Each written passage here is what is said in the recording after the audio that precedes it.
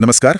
आज हम बात कर रहे हैं पीएम किसान योजना की अगली यानी 20वीं किश्त पर। काफी लोग इंतजार में हैं, तो आज हम थोड़ी गहराई में जाएंगे। जो भी जानकारी हमारे पास है उसके आधार पर समझने की कोशिश करेंगे कि ये पैसा कब तक आ सकता है और जो लाभार्थी हैं उनके लिए इसके क्या मायने हैं।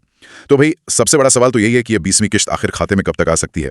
जो जानकारी मिल रही है वो इशारा कर रही है जून 2025 के आखिर या फिर जुलाई 2025 की शुरुआत की तरफ। इस पर थोड़ी और बात करते हैं, क्या कहती है जानकारी। हाँ बिल्कुल, देखिए जो स्रोत हैं उनके हिसाब से अगर हम पिछला पैटर्न देखें सालों का, तो सबसे ज्यादा उम्मीद तो यही है कि जून के आखिरी हफ्ते में, मतलब मान लीजिए 25 से 30 जून के आसपास आ जाए।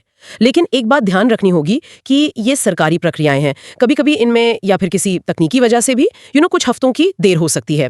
तो ये भी मुमकिन है कि किश्त जुलाई के पहले हफ्ते या शायद दूसरे हफ्ते तक खिंच जाए। ये जानना जरूरी है कि ऐसी छोटी मोटी देरी की गुंजाइश हमेशा रहती है इसमें। अच्छा, तो मतलब ये तारीखें पक्की नहीं है, एक अंदाजा है। तो इस बीच किसानों को क्या खास ध्यान रखना चाहिए ताकि जब पैसा आए तो कोई दिक्कत ना हो? हाँ, ये बहुत जरूरी सवाल है। देखिए, स्रोत इस बारे में कुछ बहुत ही काम की बातें बताते हैं। पहली और शायद सबसे अहम बात, पीएम किसान की जो आधिकारिक वेबसाइट है pmkisan.gov.in, उसको नियमित तौर पर मतलब रेगुलरली चेक करते रहें। सारी पक्की खबर जो ऑफिशियल जानकारी है वो वहीं मिलेगी। वेबसाइट चेक करना ठीक है। दूसरी बात, ये पक्का कर लें कि उनका ई-केवाईसी पूरा है। ये वही प्रक्रिया है जिसमें आधार के जरिए ऑनलाइन पहचान पक्की होती है।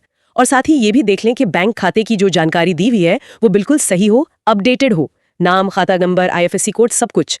असल में ये छोटे छोटे लगने वाले कदम ही ये पक्का करते हैं कि पैसा सही लाभार्थी तक बिना किसी रुकावट के पहुंचे। हाँ, ये केवाईसी और बैंक डिटेल्स वाली बात तो बहुत जरूरी है। आपने पहले तकनीकी वजहों का जिक्र किया था, क्या ये अक्सर होता है? स्रोत कुछ बताते हैं इसके बारे में? स्रोत ये बताते हैं कि हाँ, कभी कभी ऐसा हो सकता है। जैसे मान लीजिए राज्यों से लाभार्थियों की लिस्ट फाइनल होने में थोड़ी देर हो गई, या फिर पीछे कोई सिस्टम अपग्रेड चल रहा हो, उसमें वक्त लग सकता है, प्रक्रिया थोड़ी धीमी हो जाती है। इसीलिए तीसरी सलाह जो दी जा रही है वो ये है कि किसी भी अफवाह पर या इधर उधर से सुनी बातों पर बिल्कुल भरोसा ना करें। केवल जो सरकारी घोषणाएं हैं या जो आधिकारिक वेबसाइट पर जानकारी आ रही है, बस उसी को माने। सही बात है, अफवाहों से तो बचना ही चाहिए। हाँ, इससे ये सवाल भी उठता है कि भाई सही जानकारी मिलेगी कहाँ से? तो जवाब हमेशा एक ही है, सिर्फ आधिकारिक चैनल से। बिल्कुल सही कहा आपने।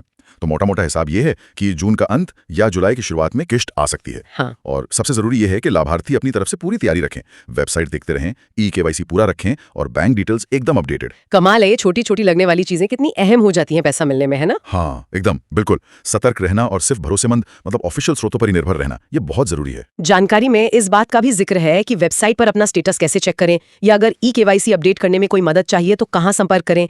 ये सारी चीजें दिखाती हैं कि पूरी प्रक्रिया में पारदर्शिता रखने और योजना को सही ढंग से लागू करने पर कितना जोर है। और ये प्रक्रियाएं इसलिए भी महत्वपूर्ण हैं क्योंकि ये पक्का करती हैं कि जो सरकारी मदद है वो सीधे असली हकदार तक ही पहुंचे, बीच में कोई गड़बड़ी ना हो। भविष्य में इन सारी प्रक्रियाओं को, चाहे वो जानकारी देना हो, ई-केवाईसी हो या पैसा भेजना हो, इन्हें और कितना आसान और सुगम बनाया जा सकता है ताकि किसानों तक की मदद और जानकारी दोनों ही बिना किसी उलझन या देरी के और आसानी से पहुंच सके। इस पर सोचने की जरूरत है।